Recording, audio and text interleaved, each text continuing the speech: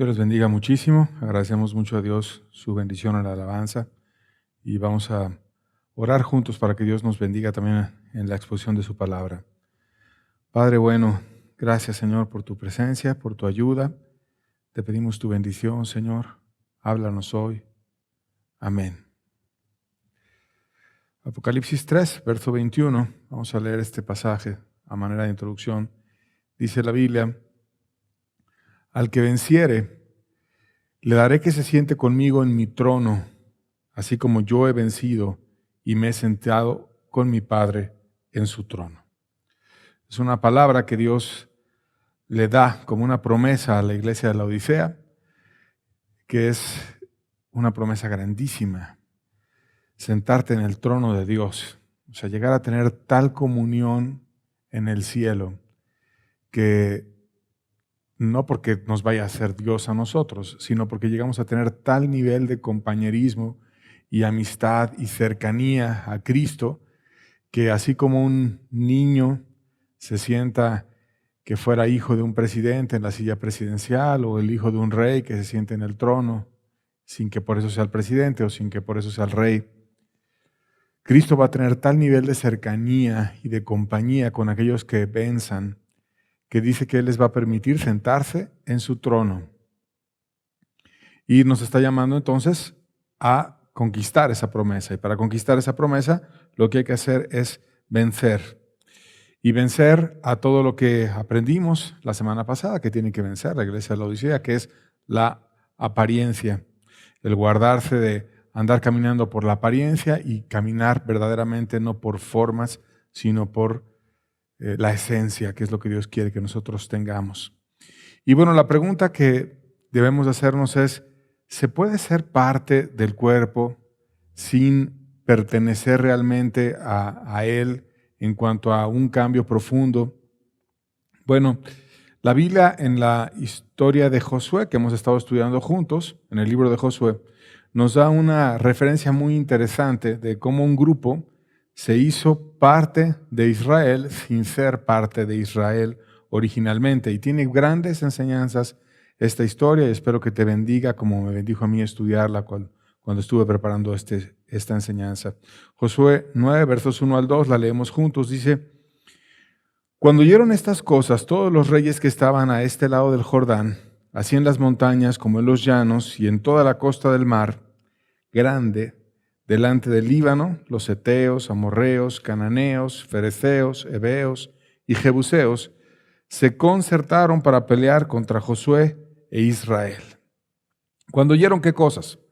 Pues bueno, cuando oyeron la destrucción de Jericó, cómo Dios trajo su victoria, cómo les cayó terror a todos los cananeos, y si el más protegido y el que tenía los muros más altos no pudieron con Israel, aquel que hubieran dicho: podrán conquistar a muchas de las ciudades, pero Jericó va a estar difícil, y ese que estaba más protegido cayó rápidamente y fue conquistado por Israel. Y entonces oyeron ese milagro tan grande, oyeron también que habían cruzado el río y que Dios detuvo las aguas del río, oyeron todos los milagros y las bendiciones que Dios le estaba dando a su pueblo, y entonces lo que hicieron ellos fue juntarse y empezar a ver de qué manera ellos podían pelear juntos en contra de Israel. Seguimos leyendo la historia, versos 3 al 5, dice: mas los moradores de Gabaón, cuando oyeron lo que Josué había hecho a Jericó y a Jai, usaron de astucia, pues fueron y se fingieron embajadores y tomaron sacos viejos sobre sus asnos, cueros viejos de vino, rotos, remendados, y zapatos viejos y recogidos en sus pies, con vestidos viejos sobre sí, y todo el pan que traían por el camino era seco y mohoso. Aquí nos está diciendo una ciudad, Gabaón. Ese lugar de Gabaón habitaba en un terreno que terminó después siendo parte de la tribu de Benjamín, al norte de Judá, y era la capital de los heveos.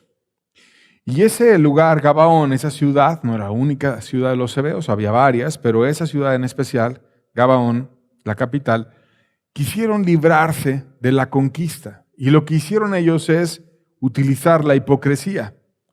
Y es interesante ver que no solamente en las cuestiones del pueblo de Dios o de la iglesia se da la hipocresía, aunque ya aprendimos que es un pecado que se suele dar cuando no se guarda adecuadamente la gente que busca a Dios, sino que en cualquier lado se da la hipocresía y ellos practicaron la hipocresía y se fingieron venir de tierras lejanas y vinieron como actuando que venían de muy lejos y deseando establecer un pacto con Israel. Y vamos a ver cómo se acercaron con ellos, versos 6 al 8 de Josué 9, seguimos leyendo la historia, dice: y vinieron a Josué al campamento en Gilgal y le dijeron a él y a los de Israel: nosotros venimos de tierras muy lejanas, haced pues ahora alianza con nosotros. Y los de Israel respondieron a los heveos: quizás habitáis en medio de nosotros, ¿cómo podemos hacer alianza con vosotros? Y ellos respondieron a Josué: nosotros somos tus siervos. Y Josué les dijo: ¿quiénes sois vosotros y de dónde venís? Hicieron un teatro total, hicieron una actuación completa. Llevaban los zapatos gastados, llevaban el pan mohoso, llevaban la ropa ya muy gastada y fueron y hablaron con Josué diciendo: queremos hacer una alianza con ustedes. Venimos de tierras muy lejanas.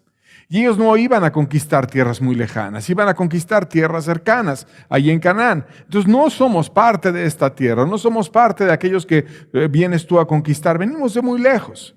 Y bueno, humanamente hablando, a aquel líder no le interesaría tener buenas relaciones con naciones lejanas. Y más cuando ellos decían: somos tus siervos. Y Josué les preguntaba y como que tenía una duda o una corazonada que lo hacía sospechar. Sin embargo, terminaron ellos engañando a Josué con toda su actuación. Y vamos a ver cómo se dio todo este asunto. Versos 9 al 13, seguimos leyendo. Dice: y ellos respondieron: tus siervos han venido de tierra muy lejana por causa del nombre de Jehová, tu Dios, porque hemos oído su fama y todo lo que hizo en Egipto y todo lo que hizo a los dos reyes de los amorreos que estaban al otro lado del Jordán, a Sehón, rey de Hesbón, y a Og, rey de Basán, que estaban en Astarot. Por lo cual nuestros ancianos y todos los moradores de nuestra tierra nos dijeron: tomad en vuestras manos provisión para el camino e id al encuentro de ellos y decidles: nosotros somos vuestros siervos, haced ahora alianza con nosotros. Este nuestro pan lo tomamos caliente de nuestras casas para el camino el día que salimos para venir a vosotros. Y helo aquí, ahora ya seco y mohoso. Estos cueros de vino también los llenamos nuevos, y helos aquí ya rotos.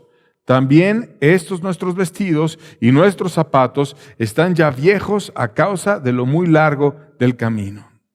Y era toda una argumentación bien puesta, bien trazada. Estaban apelando a lo que más amaban ellos, era el nombre de Dios. El nombre de Dios nos trajo hasta aquí, cuando en realidad era puro interés. Ellos sabían que habían conquistado a Jericó, al más fuerte, y ellos querían tener una alianza con Israel porque también conocían que respetaban su palabra. Quizás habían ido a hablar con Rahab, le dijeron: oye, ¿cómo es que tú te salvaste? ¿Cómo es que tú no moriste con todos los de Jericó? Es que yo tuve el compromiso de parte de ellos de que si yo me guardaba en mi casa, etcétera, con mi familia, y ellos cumplieron su palabra. Entonces son hombres de palabra. Y estuvieron estudiando Israel, estuvieron pensando cómo eran ellos, cómo actuaban, a quién adoraban, qué importancia le daban a Dios, y se pusieron a estudiar a Dios y dijeron: no, es que Dios hizo esto en Egipto, hizo esto a los amorreos, y por lo tanto vamos a hacer una historia creíble a los ojos de ellos, como todos unos expertos en actuar y simular un interés, entre comillas, sano por Dios para hacer una alianza con ellos, cuando en realidad era pura hipocresía lo que habían ellos. ¿Por qué pura hipocresía? Porque estaban actuando, estaban fingiendo una historia, porque tenían un interés en hacer alianza con ellos, dado que sabían que cumplían su palabra. Y si ellos me prometen que no me van a matar, entonces ya no me van a poder matar, porque Dios lo va a haber oído y van a saber ellos que deben de obedecer a Dios, y por lo tanto esa va a ser la forma en la que vamos a librar nuestras vidas. Y verdaderamente lograron engañar a los líderes. Porque los hombres, si no vamos a Dios, podemos ser engañados, mas Dios nunca es engañado. El hipócrita solamente arma el teatro para quedar bien delante de los hombres, pero Dios jamás es engañado. Vamos a ver esta característica de Dios. Primera de Samuel 16, verso 7, dice: Jehová respondió a Samuel: no mires a su parecer, ni a lo grande de su estatura, porque yo lo desecho. Porque Jehová no mira lo que mira el hombre, pues el hombre mira lo que está delante de sus ojos, pero Jehová mira el corazón. Dios no ve las actuaciones. Dios no ve las buenas labores de venta de las personas que vienen como si fueran vendedores, estudiando a aquella que le van a vender y actuando de la manera adecuada para convencerlo. Dios no mira eso, no mira las palabras. Dios mira el corazón. Se va directamente a la esencia del corazón que sale. ¿Cómo está ese corazón que está hablando? No las palabras. Pero los hombres no tenemos esa característica de lograr ver el corazón. Por lo tanto, ¿qué debemos de hacer? Debemos de ver los frutos para ver qué sale de ese corazón. Y Jesucristo lo enseñó: por sus frutos lo conoceréis. No por sus palabras, no porque qué tanto te digan, sino por el resultado de lo que hay en su corazón. De hecho, esta característica que tiene Dios, que no mira las cuestiones externas, sino mira el corazón, la tenía Jesucristo, que es Dios hecho carne. Juan 2, versos 23 al 25, lo leemos, dice: estando en Jerusalén, en la fiesta de la Pascua, muchos creyeron en su nombre, viendo las señales que hacía. Pero Jesús mismo no se fiaba de ellos, porque conocía a todos y no tenía necesidad de que nadie le diese testimonio del hombre, pues él sabía lo que había en el hombre. Oh Jesucristo, a pesar de que decían: Jesús, creo en ti, esas palabras que tú dices son diferentes. Eso que tú has hecho es increíble. ¿Y cómo no creer en Jesús? Si hacía maravillas, si convertía el agua en vino, si sanaba a los cojos, si hacía que los ciegos vieran. Tendría que ser muy dura la persona para no creer en Jesús. Era obvio que Jesús tenía algo que nadie más tenía. Pero ellos que decían que creían en Él, Jesús los conocía a todos y no se fiaba de ellos. No es porque tú digas creo, sino es porque Él veía la esencia y no necesitaba que nadie le diera testimonio. Él sabía cómo estaba la persona. Nosotros requerimos que alguien nos dé testimonio. Oye, ¿cómo es tal? ¿Cómo es esta persona? Etcétera. Pero Jesús lo sabía todo y conocía el corazón de cada una de las personas.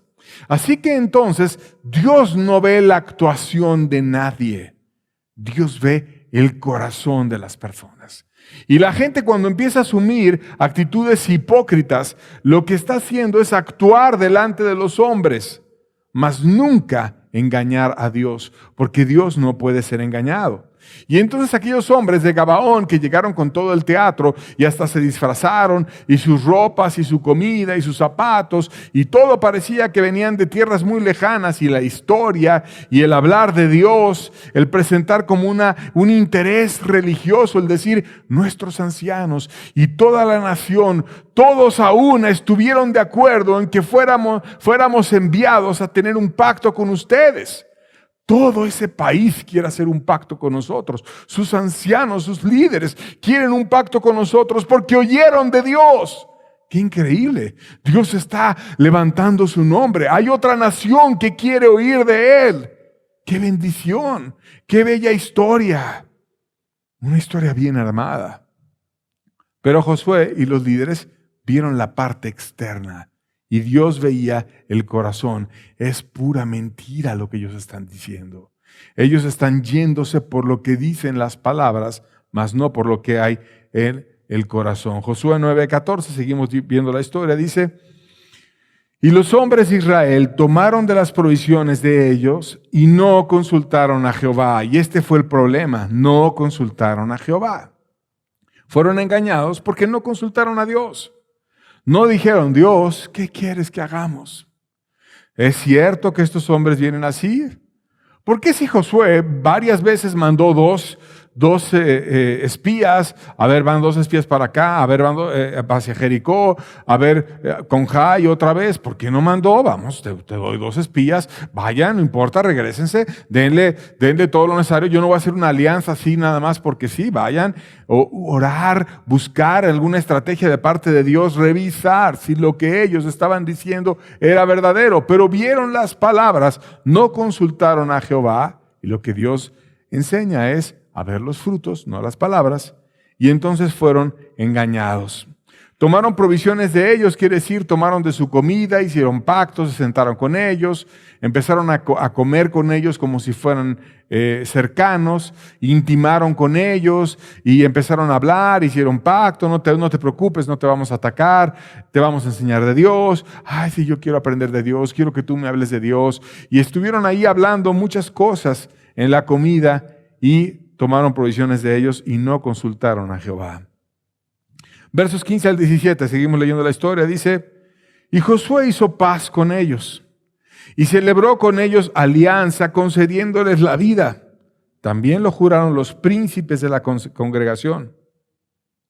Pasados 3 días, después de que hicieron alianza con ellos, oyeron que eran sus vecinos y que habitaban en medio de ellos. Y salieron los hijos de Israel y al tercer día llegaron a las ciudades de ellos, y las ciudades eran Gabaón, Cafira, Berot, Kiriat Jearim. Fíjate cómo ellos fueron tan superficiales que si se hubieran esperado 3 días, se hubieran dado cuenta que era toda una mentira. Porque venían de varias ciudades que se habían unido, Josué se equivocó, los príncipes también se equivocaron. No le dijeron a Josué, oye Josué, espérate, ¿por qué no mejor vamos a investigar? ¿Por qué no vamos y mandamos unos espías? ¿Por qué no vamos con ellos una embajada de paz si tú quieres? Pero ya que veamos si sus palabras son ciertas, hacemos una alianza. No podemos hacer una alianza de una manera superficial. Josué evidentemente se equivocó. Y los príncipes también se equivocaron. Y qué importante es que cuando el líder principal, que va con un equipo de príncipes, está fallando, los demás le digan, estás fallando. No es correcto lo que tú estás haciendo, sino para qué son líderes. Deben de ayudar al que va a la cabeza para que no se equivoque y unos cuidarse la espalda a otros. Pero aquí Josué se equivocó, él fue engañado y los príncipes también. En vez de atalayar a Josué y decirle, hey, ten cuidado, no está bien lo que estás haciendo, fueron, ya lo dijo Josué, entonces vamos a hacerlo también.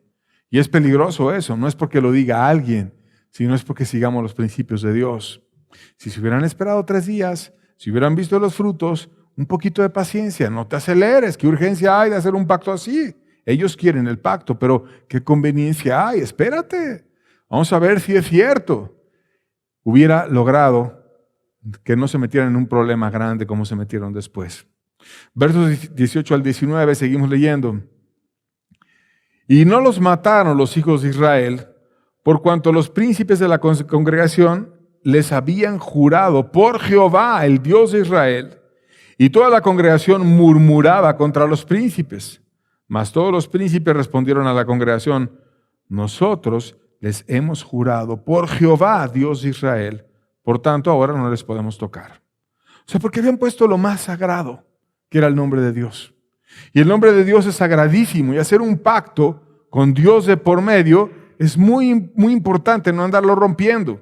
Y ellos dijeron, voy a hacer alianza contigo y yo te juro por el nombre de Dios que no te voy a atacar y que no te voy a matar. Y entonces eso les dijeron. Aunque detrás de ese juramento hubiera habido un engaño, como quiera lo dijeron, y ellos habían puesto al nombre de Dios por testigo. Y lo que hicieron es dejar a la iglesia en riesgo. El espíritu hipócrita que Dios sacó con Acán, que estudiamos previamente, los líderes, por andarse confiando, entró nuevamente al validar a un grupo que fue hipócrita y venía de fuera. Ya se había limpiado todo el pueblo de la hipocresía, ya se había guardado todo Israel de la hipocresía, ya habían aprendido a no caer en esas cuestiones graves como cayeron con el asunto de Acán. Pero ahora vino la hipocresía de fuera. Y entonces los gabaonitas, por engaños, se acogieron al nombre de Dios, fueron astutos y lograron hacer que ellos terminarán cayendo en este engaño. Versos 20 al 21, seguimos leyendo la historia, dice: esto haremos con ellos, les dejaremos vivir, para que no venga ira sobre nosotros por causa del juramento que les hemos hecho. Dijeron pues de ellos los príncipes: dejadlos vivir, y fueron constituidos leñadores y aguadores para toda la congregación, concediéndoles la vida según les habían prometido los príncipes. Aprovecharon su fuerza. Y entonces dijeron, bueno, ellos eran hombres fuertes, y de hecho dice otro pasaje que eran hombres particularmente fuertes, y se aprovechó su fuerza y los hicieron leñadores, que eran aquellos que iban al bosque, traían madera y la cargaban, y era una actividad que demandaba mucha fuerza, y agua. Recuerda que había que ir al pozo, había que traer el agua cargando, traerla, y era algo que también demandaba mucha fuerza, y así estaban los de Gabaón haciendo eso para Israel. Versos 22 al 23, seguimos leyendo, dice: y llamándolos Josué les habló diciendo: ¿por qué nos habéis engañado? Diciendo: habitamos muy lejos de vosotros, siendo así que moráis en medio de nosotros. Pues ahora malditos sois, y no dejará de haber de entre vosotros siervos que corte la leña y saque el agua para la casa de mi Dios.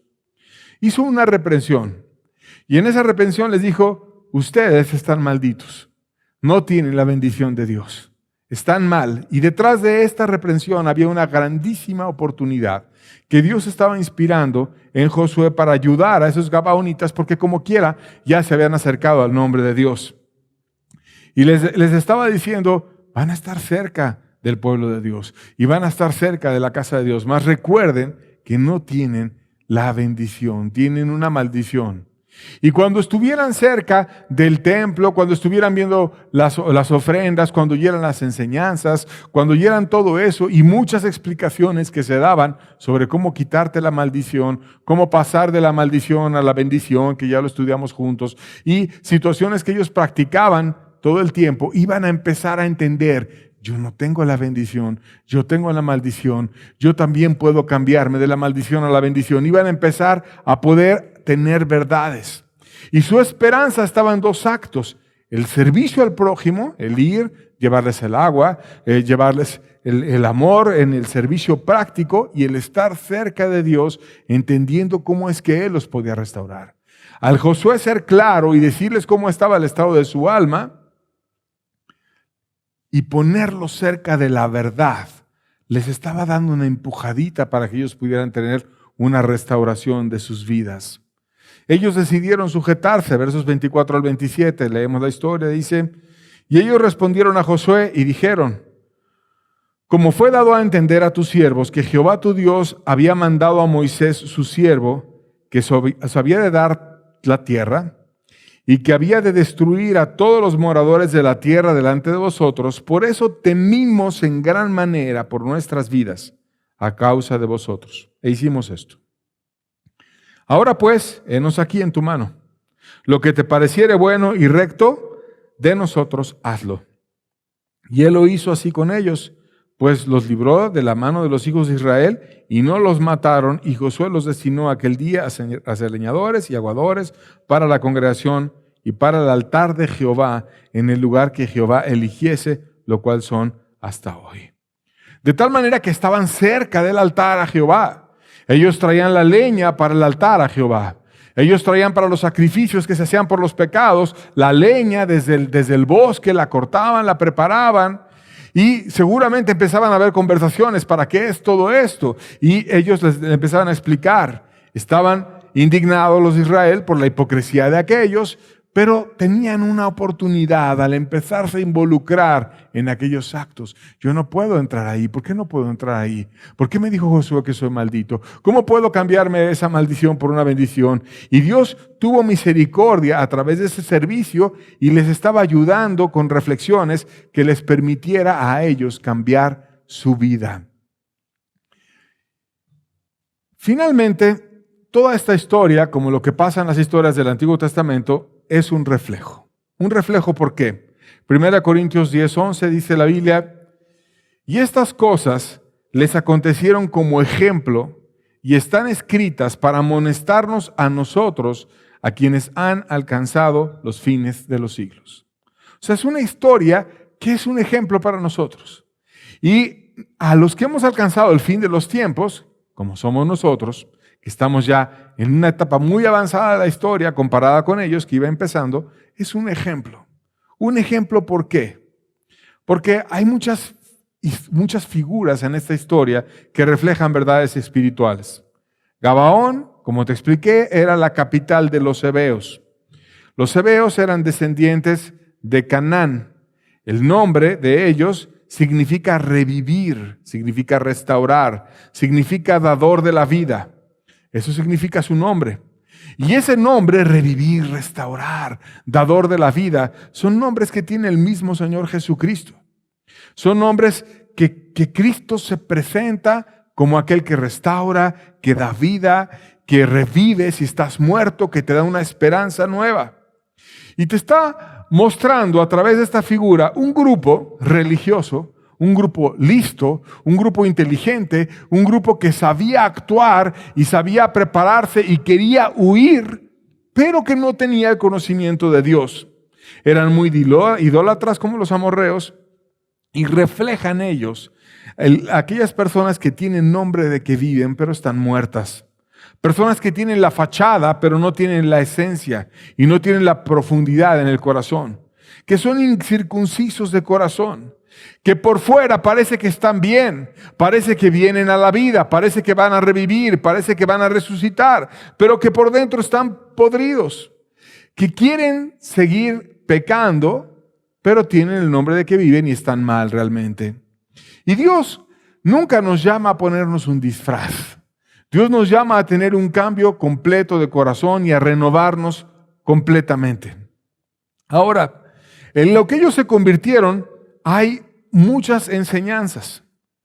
Como ellos tenían habilidad de aparentar y eran rápidos en leer a las personas y entendían cómo eran los otros y se adaptaron y actuaron religiosamente como si fueran personas de fe cuando no tenían fe, porque tenían interés.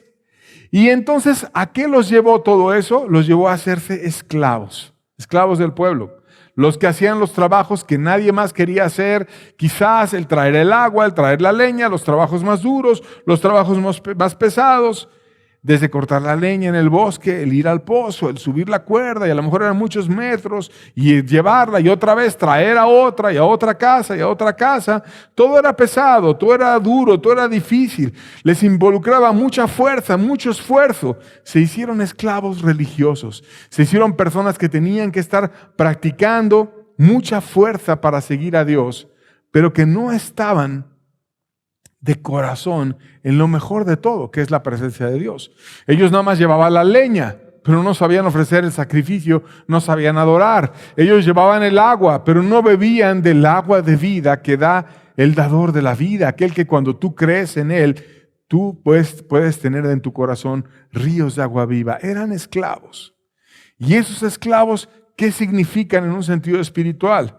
Gálatas 4, versos 3 al 6 nos dice: así también nosotros, cuando éramos niños, estábamos en esclavitud bajo los rudimentos del mundo.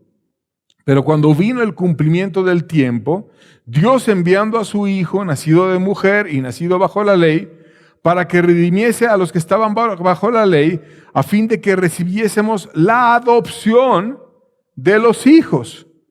Por cuanto sois hijos, Dios envió a nuestros corazones el Espíritu de su Hijo, el cual clama, Abba, Padre. Y ahí está en negritas, resaltadas las características de un hijo. Y te lo compara con el esclavo. Los dos están juntos. Los dos están escuchando. Los dos pueden estar en el camino aparentemente. Pero el esclavo está con los rudimentos del mundo. Está esclavo a la ley, está en dificultades. Y el Hijo está en el Espíritu, está clamando y diciéndole, Abba, Padre, con una comunión, con una amistad, con una cercanía delante de Dios. De tal manera que en un grupo donde se busca a Dios puede haber dos tipos de personas. El esclavo, el que es esclavo al pecado, y el Hijo, el que tiene el Espíritu y ama a Dios. Y en esto es una figura que nos enseña lo que puede pasar en la iglesia. El esclavo tiene la apariencia, está dentro del cuerpo, está buscando, pero no tiene la esencia. Marcos 7:6 dice la Biblia, respondiendo él les dijo, hipócritas, bien profetizó de vosotros Isaías, como está escrito, este pueblo de labios me honra, mas su corazón está lejos de mí. Aquí nos está hablando de la apariencia religiosa. Eran hipócritas, eran personas que eran actores. ¿Y por qué eran hipócritas? Porque de labios honraban a Dios y decían a Dios, oh Dios es tan bueno, oh Dios es tan grande. Como los hebeos, los que hablaban de la redención, de volver a la vida, de tener la gracia, de tener la resurrección. Todas esas son expresiones religiosas, pero no la tenían dentro de su corazón y no la creían. De labios lo decían, pero su corazón estaba lejos de esa verdad. Y en el ámbito religioso, en muchas congregaciones, hay personas exactamente así, que van con la Biblia bajo el brazo, que van diciendo que adoran a Dios, que levantan las manos, pero que por dentro son esclavos y que no es un cambio real de corazón lo que tienen. Dicen que tienen ese cambio de corazón, pero no lo tienen de verdad. ¿Cómo se genera entonces un esclavo? Un esclavo se puede generar por hombres que toman el poder y se quieren enseñorear de otros hombres. De hecho, muchas veces en la historia así se generaron los esclavos. Mateo 20, versos 25 al 28, Jesús mismo habló de esto. Dice, entonces Jesús, llamándoles, dijo, ¿sabéis que los gobernantes de las naciones se enseñorean de ellas? Y los que son grandes ejercen sobre ellas potestad. Mas entre vosotros no será así. O sea, la iglesia no es un grupo de esclavos. Es algo diferente. Sino que el que quiera hacerse grande entre vosotros será vuestro servidor. Y el que quiera ser el primero entre vosotros será vuestro siervo. Como el Hijo del Hombre no vino para ser servido, sino para servir y para dar su vida en rescate por muchos. Jesús estaba estableciendo que la iglesia es algo muy diferente a lo que ocurre en las naciones. En las naciones llegan los poderosos, los ricos, los que tienen el ejército, los reyes, y empiezan a controlar a la población, a los pobres, les dan trabajos, les dan cosas reguladas y los ponen a hacer actividades para ellos, etc. Pero dicen, no, en la iglesia no es así. Es algo diferente. El que quiera ser el primero vino para servir y el que más vino para servir es Cristo.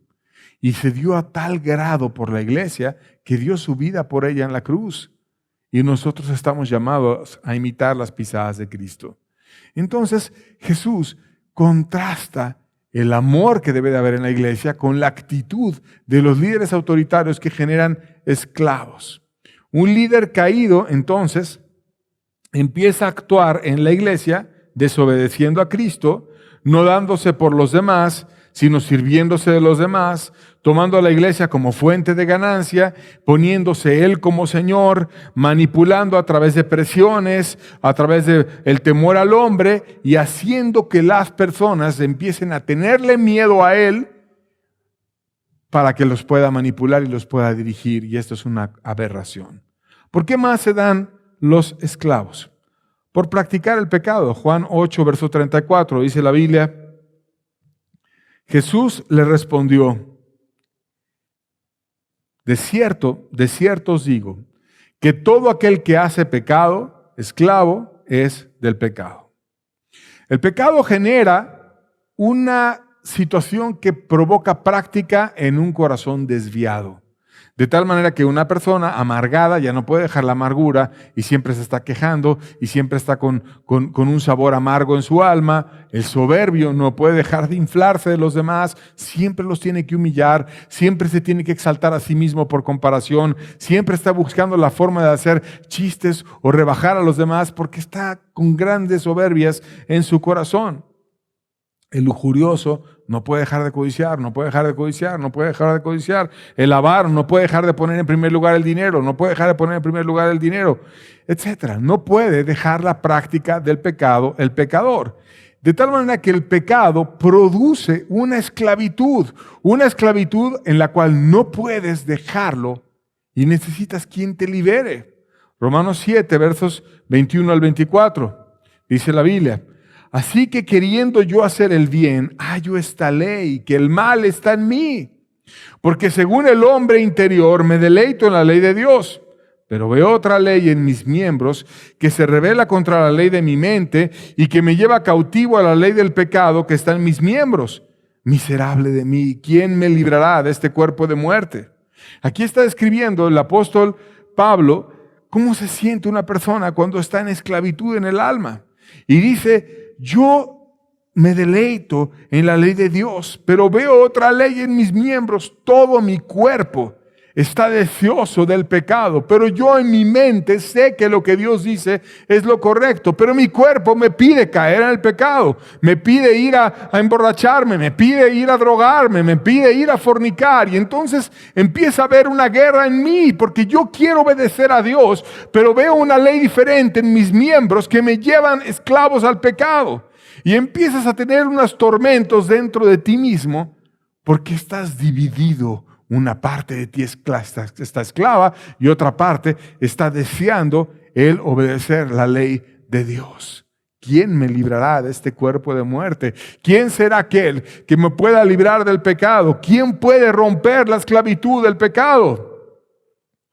El pecado genera entonces esclavos. Los líderes religiosos también generan esclavos.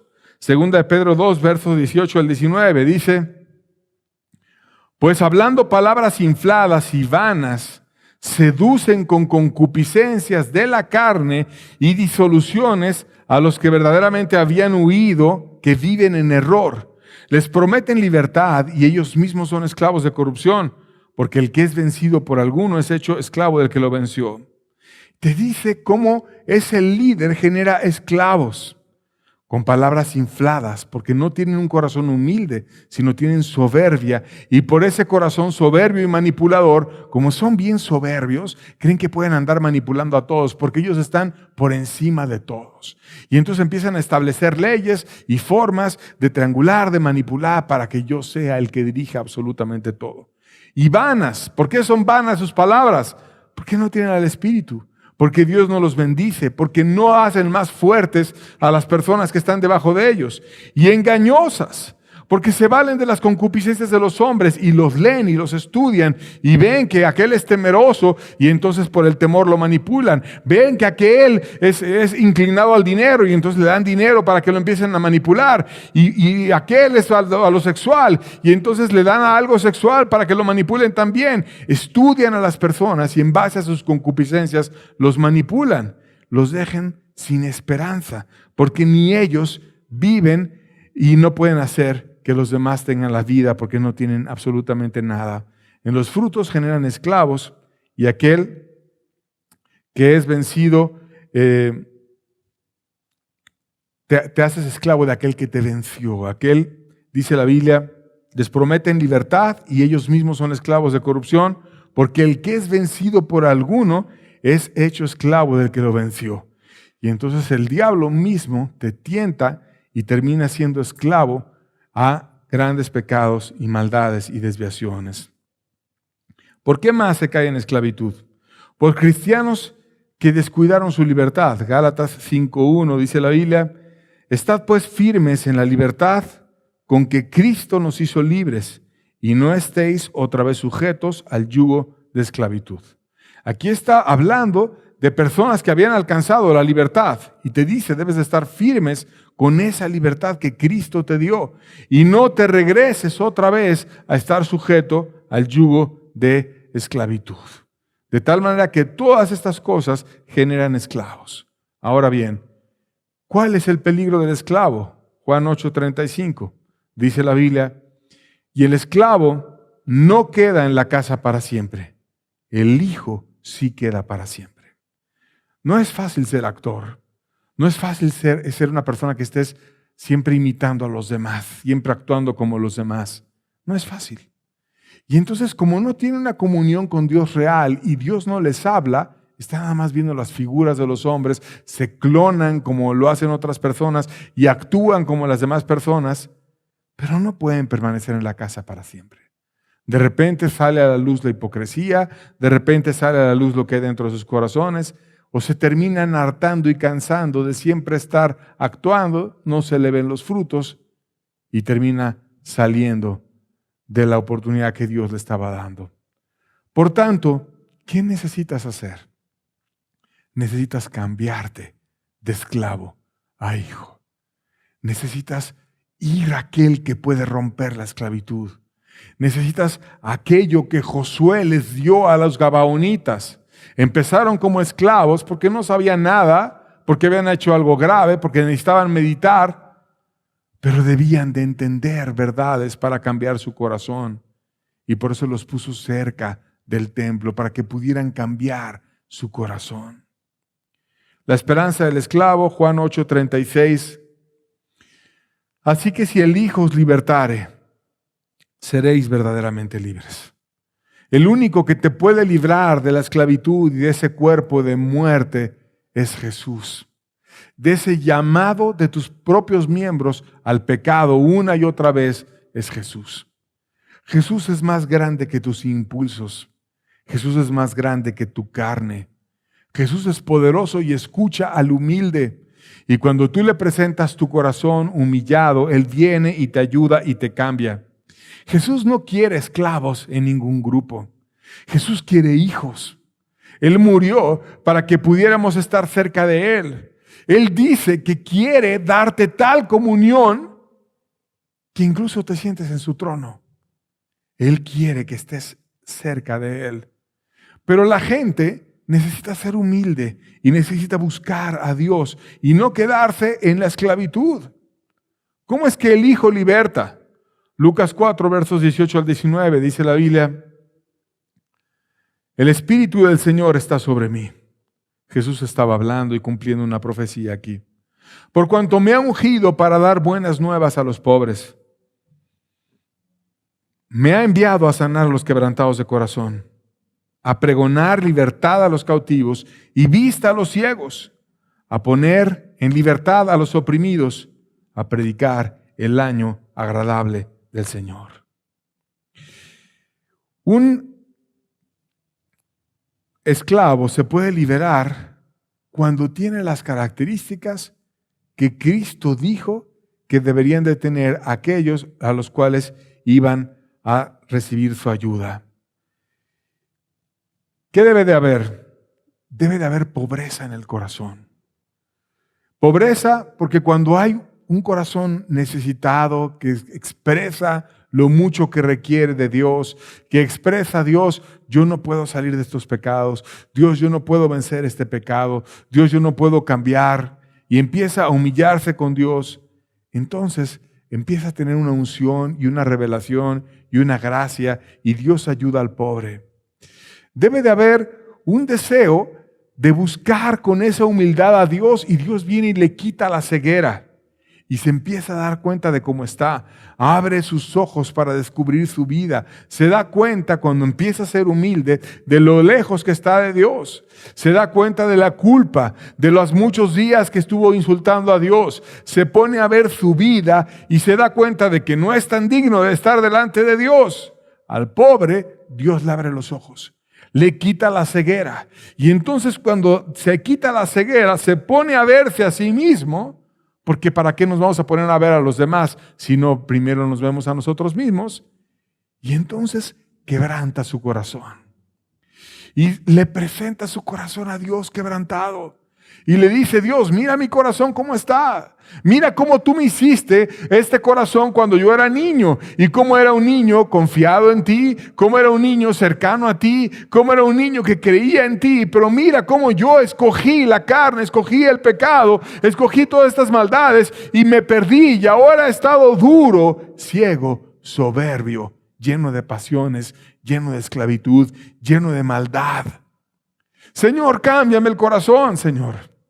Crea en mí un corazón nuevo, porque este corazón que tengo ya no sirve, porque este corazón que tengo está podrido. Oh Señor, mira mi corazón, está roto. Solo tú, Creador, puedes venir y puedes cambiar mi corazón de nuevo. Y entonces quebranta su corazón. No le dice: oh Señor, gracias porque estoy muy bien. O gracias, Señor, porque estoy en la verdadera iglesia. O gracias, Señor, por esto, por lo otro. Todo presumido y todo soberbio. El soberbio no ha visto su propio estado. El soberbio no se ha quitado la ceguera. El soberbio no es pobre. Pero el pobre se quita la ceguera y cuando Dios le muestra cómo está, si sigue en humildad, quebranta su corazón y clama a Dios y le dice: Dios, dame un corazón nuevo. Y entonces su corazón es sanado. Y el cautivo, es decir, el esclavo, llega a libertad. Dios lo lleva a hacerse libre. Y el oprimido deja de depender del pecado, deja de depender del hombre, de lo que diga San fulano, San sutano, y empieza a llegar a Cristo, a tener una comunión con Cristo y a ganar una grandísima bendición al lado de Él. Un nuevo comienzo, porque decía el pasaje, el año agradable del Señor.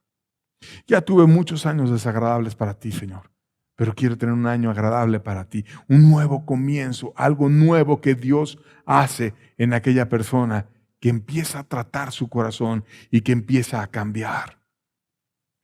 El mundo anhela esta libertad. Romanos 8, versos 21 al 23, dice la Biblia: porque también la creación misma será libertada de esclavitud, de corrupción, a la libertad gloriosa de los hijos de Dios.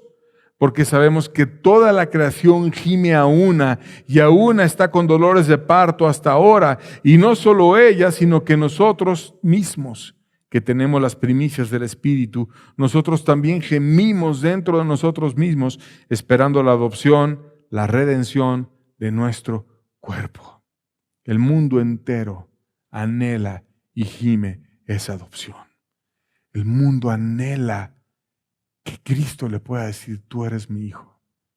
Porque no es que seamos hijos solamente porque Él nos creó, sino somos hijos cuando llegamos humildes con Él. Le presentamos el corazón roto. Le presentamos nuestra vida sin ceguera, sin andar con apariencias y con hipocresía, diciendo: Señor, yo hice toda esta lista de pecados. Límpiame, cámbiame. Y entonces Él viene y te dice: tú eres mi hijo, yo te he engendrado hoy, te adopta como hijo. Y empieza el año agradable del Señor.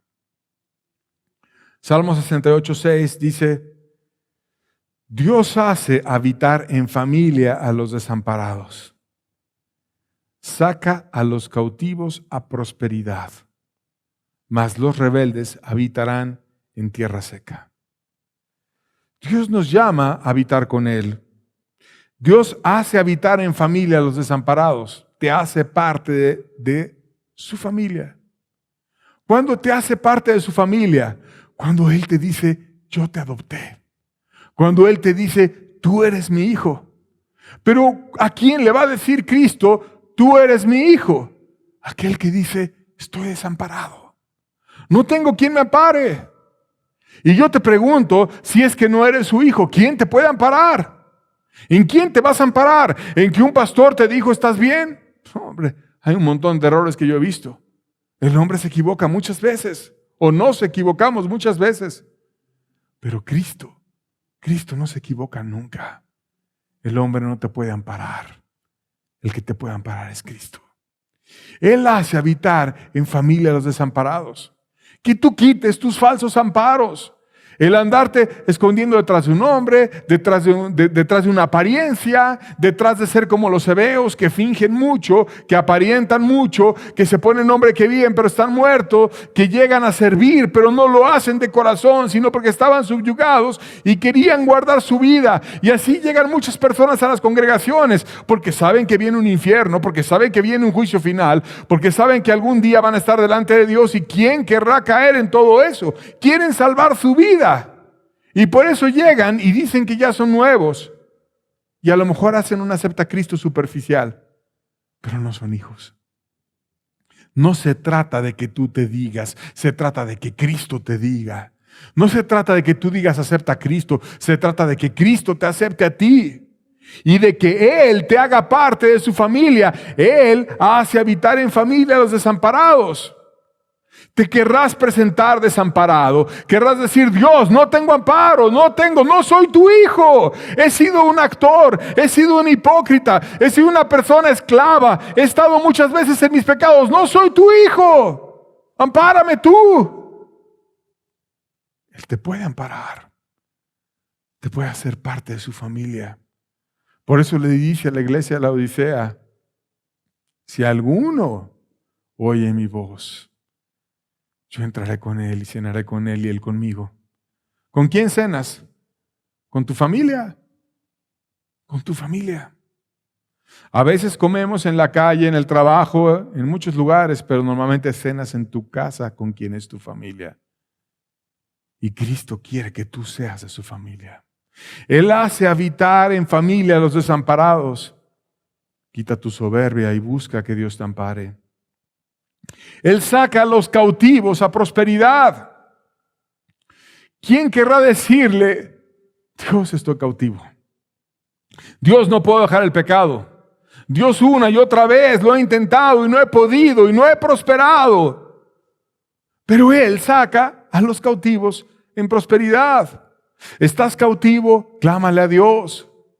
Dios, estoy cautivo. Dios, no puedo dejar la lujuria. Dios, no puedo dejar el temor al hombre. Dios, no puedo dejar la amargura. Dios, estoy lleno de rencor. Dios, estoy lleno de avaricia. Dios, tengo muchos pecados. Sácame de estas cadenas. Él saca a los cautivos a prosperidad. Te prospera.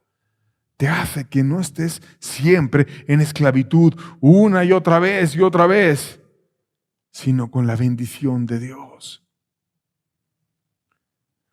Mas a los rebeldes habitan en tierra seca. ¿Quiénes son los rebeldes? ¿Los que no quieren? No, yo oigo el evangelio, pero no quiero. Yo quiero seguir en mi pecado. Yo me deleito en mi pecado. Yo quiero seguir desamparado. Yo quiero seguir jugando al religioso. Rebelde. Ándale pues, quédate rebelde. ¿Sabes qué es lo que te va a pasar? Los rebeldes habitan en tierra seca. Se te va a hacer seco, se te va a hacer muerto. Y entonces, en un mismo grupo puede haber personas adorando de todo corazón a aquel que murió por ellos, lo conocen, lo aman, están a sus pies, descubren su fuerza, su gracia, su ayuda. Y otro que nada más está, como estaban los gabaonitas, llevando la leña, algo pesado, algo cansado, algo que están como parte del pueblo sin ser parte del pueblo. Dios no quiere esclavos. Dios quiere hijos. Pero necesitas dejar de amar más el pecado. Necesitas dejar de temer al hombre. Necesitas dejar de aparentar como los hebeos. Y mejor buscar ser hijo. Y entonces cumplir aquello de que puedas cambiar como la creación lo anhela, de la esclavitud, de la corrupción a la libertad gloriosa de los hijos de Dios. Dios lo puede hacer. ¿Tú quieres? Dios es poderoso. Búscalo si ese es tu deseo y Dios te va a bendecir. Con esto termino. Dios les bendiga. Estamos despedidos. Que tengan buena tarde.